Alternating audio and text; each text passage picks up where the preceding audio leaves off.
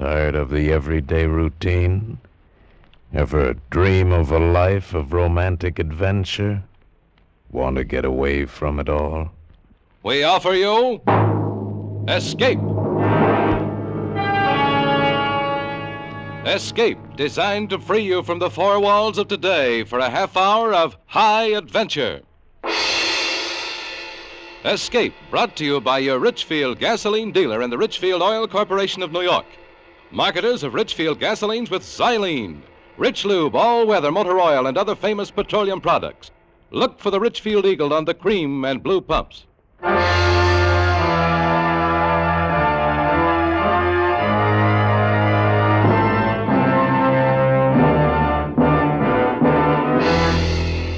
Tonight, we escape with the story of the murderous priests of a weird cult hidden in the barren deserts of Mexico, as Gouverneur Morris tells it in his famous tale, The Footprint.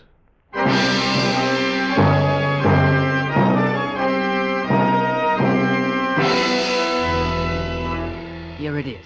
Now, you see me, Buckles.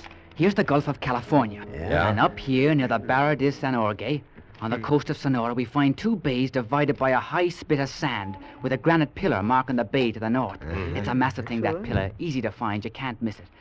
Then there's 20 miles inland, due east from the pillar, and we find it. Well, find what? A Chinese pagoda. A Chinese pagoda. You sure it isn't a Japanese wigwam? Ah, now, boys, I know it sounds strange, but it's the truth I'm telling you. How did you get this map, Mr. Morgridge? From a Chinese, God rest his heathen soul. I did him a sort of a favor once. You did him a sort of a favor, and he tells you where to find a fortune and rubies? How come there's a Chinese pagoda full of rubies in Mexico? If you know the facts, me Buckles, it wasn't the Spanish who first set foot in these shores. Huh? It was the Chinese. Come on, you guys. Thanks, Mr. Morgridge. We're sorry to take up your time. Oh, now, wait a minute.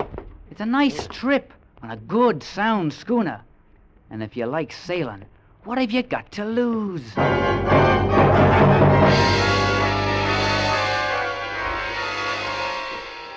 And there was nothing to lose except the $200 a head he charged to outfit the schooner.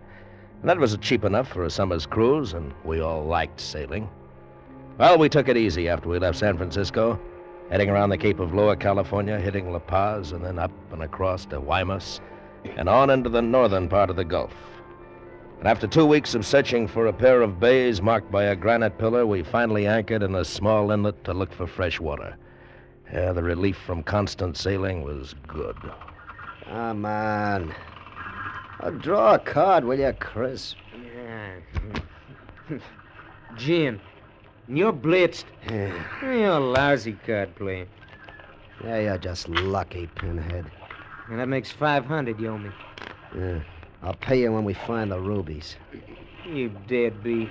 Chin up, lads. We'll find that pillar yet. Ah, nuts, Morgridge. We've looked into 50 of these bays. Why don't you cut out the act?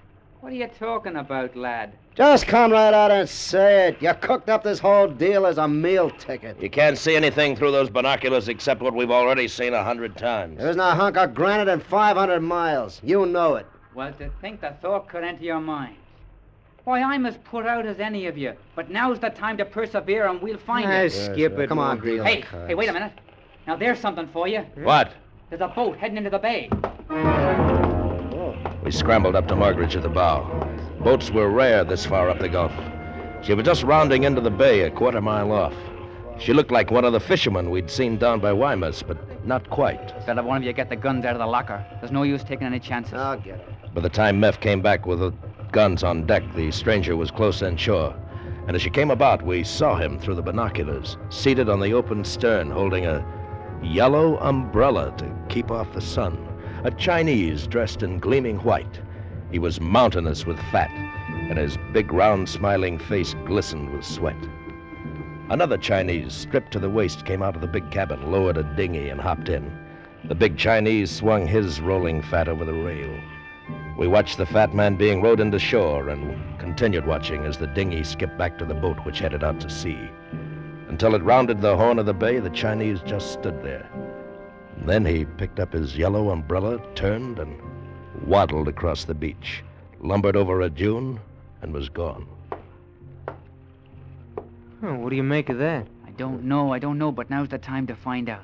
Let's go ashore.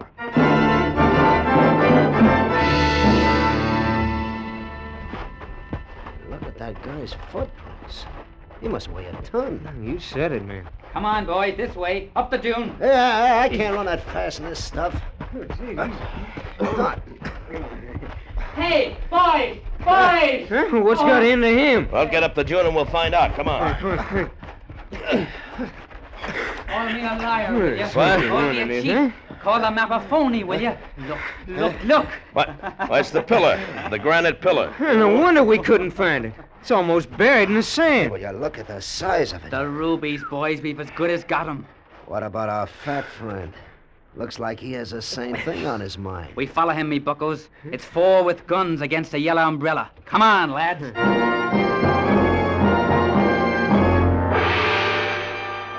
It all seemed real now. It wasn't a corny gag. Somewhere in that desert was a fortune in rubies, and apparently that Chinese was leading us to it.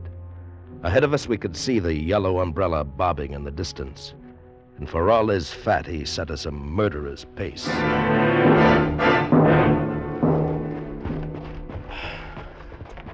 Hey, why doesn't he stop? This is killing me. He will, but we got to pull closer to him. Save your breath.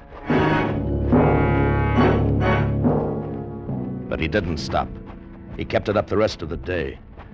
And the sun was like a red-hot iron on our backs, and the heat waves danced off the desert like crazy devils. For a while, just before the sun set, the heat threw up a mirage, and the fat bulk of the Chinese seemed to waddle through the sky. And then it was dark, and we lost him. Until... Hey, look. He's coming back. What? It's the Chinese. Huh. I come back to say I go 20 miles without no stop.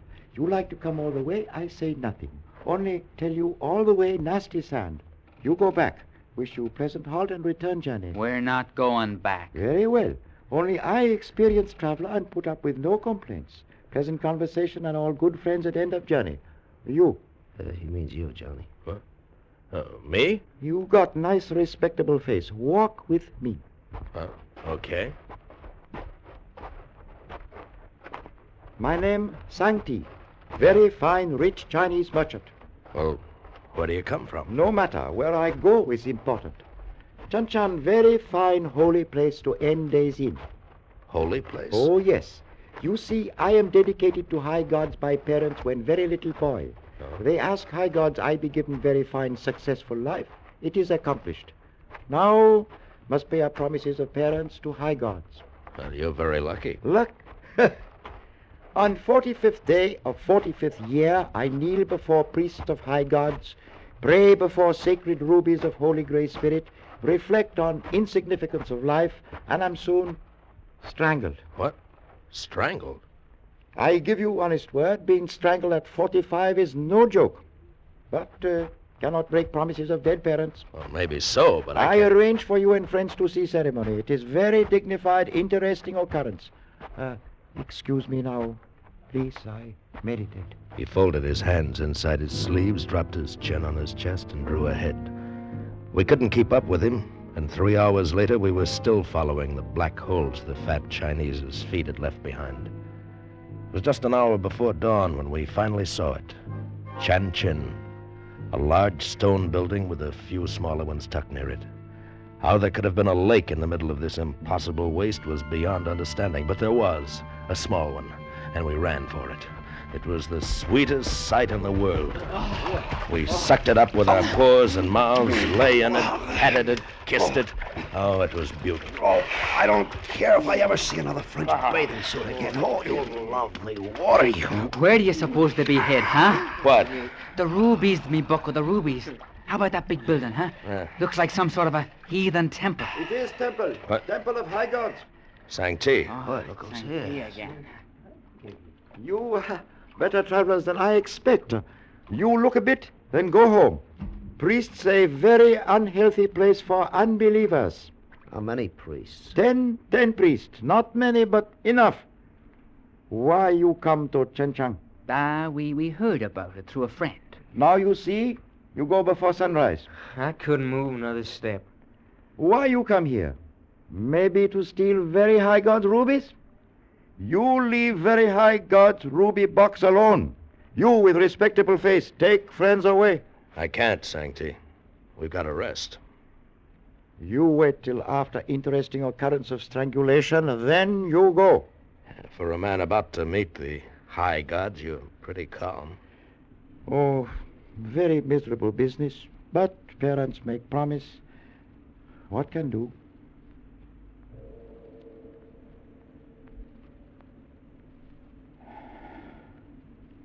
It is time.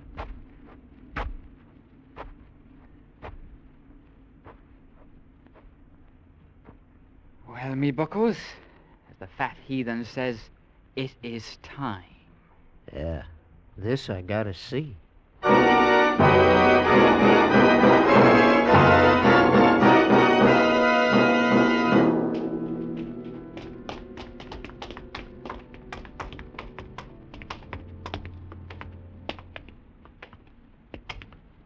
Black as pitch.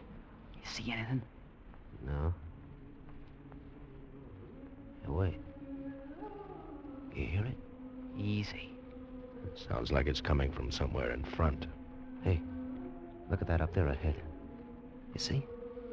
Looks like it's suspended in midair. Holy, it's the rubies, me buckos. Gold casket studded with them. Look at them glow. Where's the light coming from? From that hole in the roof there. See? Sun's rising. Hey, now look. It's a heathen idol. And it's got the ruby box held in one of its hands. And in the other hand, a snake.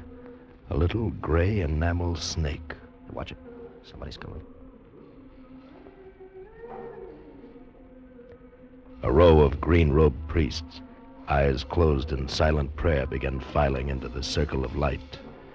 One of them stepped in front of the idol, held up a long gray cord as if for the idol to see. The circle of light widened, and we saw the kneeling form of Sancti. He wasn't smiling now. He looked sad and frightened.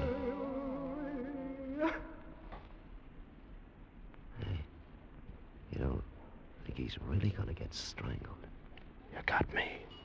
Mata sa kamantu, mata sa kamantu.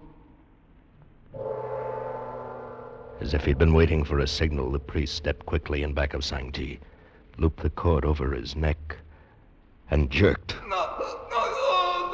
Watch out!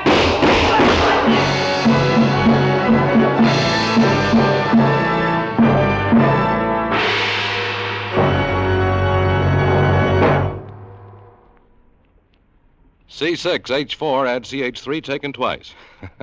No, that's not pig Latin, and it's not a secret code either. It's the scientific description of xylene. Xylene is one of the highest antinought gasoline components ever discovered by science. But here's the big news. Every drop of Richfield gasoline you buy contains xylene. Richfield gasoline contains this super antinought component to take the knock out of hill climbing, to put a new wallop in your motor, to zip you out ahead in traffic, give you power to spare on the open road. And Richfield offers you two great gasolines to choose from, both with xylene. Get Richfield High Octane at regular price for the average motor, or Richfield Ethyl. Ethyl at its best for smooth, knockless performance in the highest compression motors. Get Richfield gasoline with xylene tomorrow.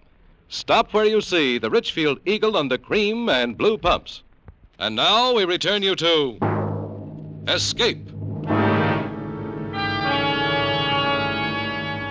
got him, Marge. You got the priest. The murdering hyena. Come on. Come on. Hey, careful. Them other priests in here somewhere. Sancti. Is he all right? No, his neck's broken. He's dead. Skip the fat heathen. One of you reach for the ruby casket. I'll get him. Holy Moses, that must be worth a fortune. Look out, Meph, the snake. The snake's not part of the idol, it's alive. Get away! Get away! The little gray snake struck at his hand like lightning. As Meph fell, it was already on the floor racing at Mogridge, who had grabbed the ruby casket. He smashed at it with his rifle butt, breaking the tail, and it slithered away under the idol. We looked at Meph. He was horrible, purple, like he'd been dead a week. We ran out into the desert.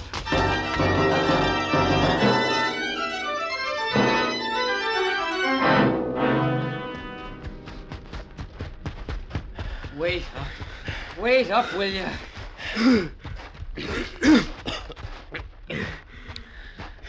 Oh, I can't keep this up me buckles. This thing is heavy. There. Let's see that casket, Mortgage. Look at him, Johnny. We're rich, you know that? We're rich. Doesn't it mean anything to you that Meph is dead? He's dead. Yeah, sure it means something, Johnny. It means you only split it 3 ways. Is that all you can think about? What do you want to do? Send him his share? Forget I said anything. Let's get out of here. Now, lads, calm down. There's 20 miles of Devil's Playground between us and the schooner, and we gotta start using our heads. Well, Yeah, settle down, Johnny. It's gonna be a hot day.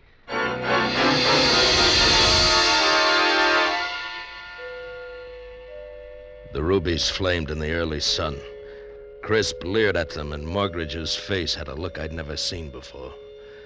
All they meant to me was meth and that sudden, horrible death. I don't remember it getting hot. It just was. They were jerks not to get that water out of the lake. You feel like going back? Not me. I got what I came after.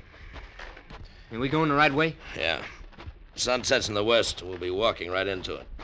How far we come? I don't know. I don't know anything except that it's hot. Here, Chris. It's your turn to carry the casket. Oh, it's a job lugging that thing. All right. Here, Johnny, No. you take the rifle. I'll take it for you, me bucko. No. No, Johnny'll carry it. Why, of course, me fine boy. Well, give it to me. Let's get going. I wish this thing would split 3 ways already. Wouldn't be so heavy.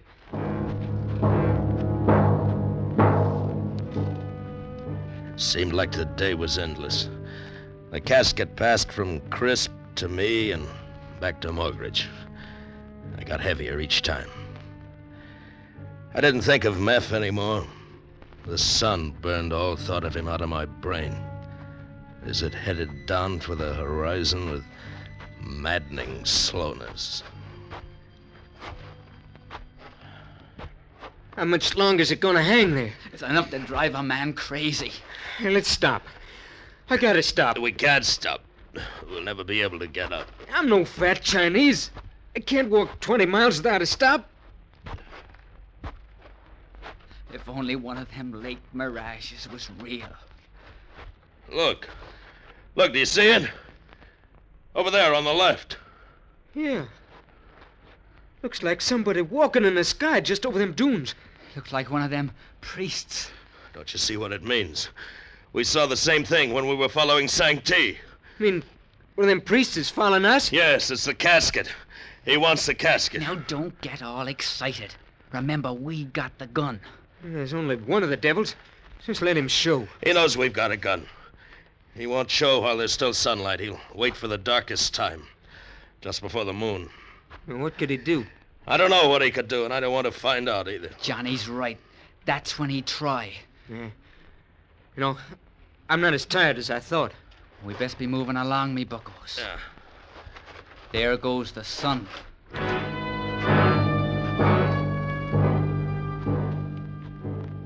We didn't run. We couldn't. Crisp was carrying the casket, and we had to stay together.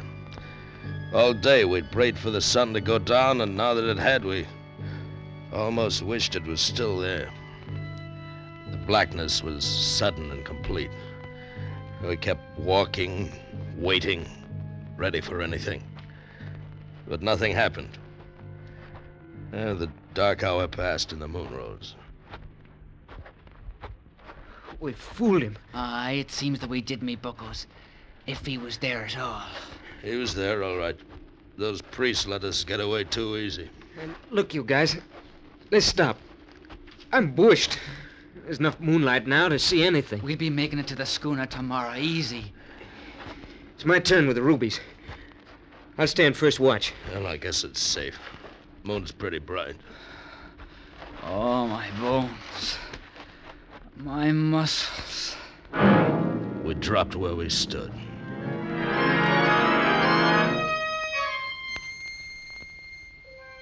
I think what woke me was the moonlight creeping under the brim of my hat. I felt cold. I sat up and saw Crisp was asleep. His hat had slipped down over his face, but his fingers were still wrapped tight around the casket. And I looked across the desert and froze. Just for an instant, I saw a yellow face duck back behind a low dune. When I got to where I had seen it, there was nothing. Not even a mark in the sand. But I had seen a face. Morgridge and Crisp were still dead asleep, only it seemed that Crisp's hat had slipped a little. And then it actually shifted, rose, and settled back. Crisp, are you awake? What? Don't move, Crisp. It's the snake. Kill it! What's happened? Crisp is dead. Look at him. It was under his hat all the time. It's the little gray snake with a broken tail. That Chinese is hunting us down. Which way did it go? There. You see the track? You missed it? Yes, I missed it. And it's coming back. It'll keep coming back until it gets us. We gotta get to the schooner. Leave the casket, Morgridge. That's what they want. Hasn't it caused enough trouble? It takes a bit of trouble to get rich, Johnny, me boy. And I don't mind it a bit.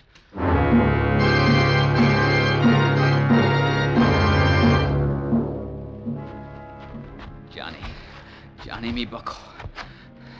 I gotta have water. Oh, help me, Johnny. There isn't any. We've got to get to the schooner. I know the signs, Johnny. There's water out here. Help me look. Don't, Margaret. You'll drive yourself crazy. Crazy, is it? Don't call me crazy. It's you. Look over there. It's bushes. Green bushes. There's nothing, I tell you. It's just sand. Now, don't lie, Johnny. Don't lie. I'll go fetch you a drop. It'll make you feel better. You watch after the rubies, and I'll fetch you. No, come back, Margaret. We've got to go on. Stay with the rubies, Johnny. I watched him work his way over, stumbling in the sand. And then suddenly I saw it. There was something green. Margaret! Margaret, I see it! I see it too! It's water! It's water! No, Margaret! It's silk! Green silk! He wasn't crazy now, and neither was I. The green-robed priest rose up out of the desert, and in his hand he held the little gray snake. Morgridge was running back. And then there was darkness in my eyes, and I was running desperately with something heavy clutched in my arms. We only stopped when it was broad daylight, and the sense of fear came to an end. Is he following? No. That was a close one, the dirty heathen. Morgridge, do you feel it? What? The breeze. Oh, it's cool. The sea breeze. It's the Gulf, me bucko. We've made it. Look, I see it. The schooner. There's a whole cask of water right in deck.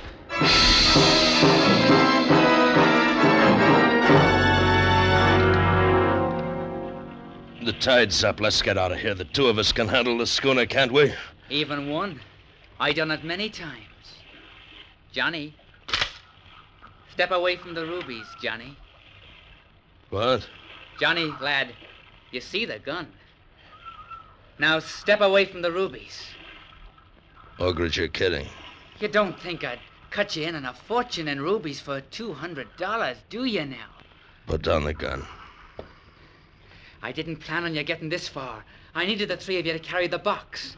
But now the box is here aboard the schooner. So step back to the rail, Johnny. Morgridge. Step back, Johnny. That's a fine boy. I realized everything now. Morgridge knew that Sang-Ti would come. He knew where the bay was in the fallen pillar. It led us like sheep. And I was going to die, too, in that desolate place. I felt the rail of the schooner against my legs. But before you go, maybe you'd like one last look at the rubies, huh? I hold them up. Oh, ain't they beauties? Then I saw it. The little gray snake slithering across the deck behind Mogridge. But he didn't see it. Ain't they beauties, Johnny? Look at the colors. Red like blood and worth a fortune that won't be divided. Won't be divided at all. And then the snake struck.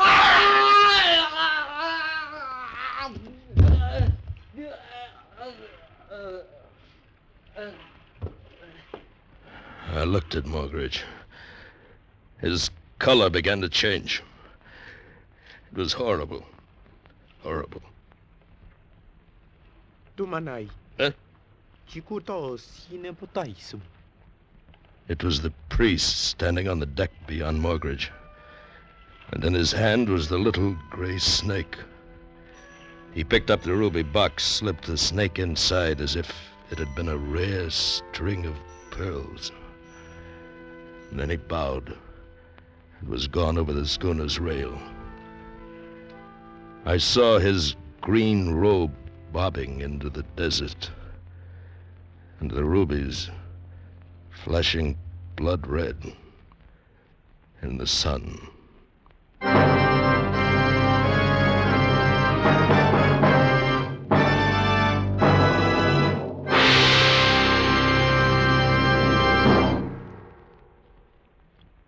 You don't need a fortune teller to tell you this. From now on, you'll probably have to wait longer for a new car. So don't neglect the car you've got. See to it that all points have the protection they need to save wear and breakdown in hot summer weather. And to give you that needed protection, Richfield All Point Safety Service is made to order. Richfield All Point Service gives your car the sturdy protection of Rich Lube lithium lubricant, the premium lubricant that's better all ways. You'll get expert protection for your motor, chassis, transmission, differential, and wheel bearings. Lubrication that stands up under the toughest summer driving. If you have automatic transmission, you'll get top-rated Richfield automatic transmission fluid. And finally, as an extra precaution, you'll get a safety check on your battery, tires, spark plugs, and radiator. So tomorrow, stop where you see the Richfield Eagle on the cream and blue pumps. Get Richfield All Point Safety Service. Escape is produced and directed by Norman MacDonald, and tonight has presented The Footprint by Gouverneur Morris, adapted for radio by Richard Chandley. Featured in tonight's cast were Bill Conrad, Charles Davis, Luke Krugman, Tom Holland, and Ramsey Hill. Special music arranged and played by Ivan Ditmars. Next week. You're creeping through the dark streets of Paris in the middle of the night. Ahead of you, the Gestapo is lying in wait, and relentlessly tracking you down from behind is a murderous madman from whom there is no escape.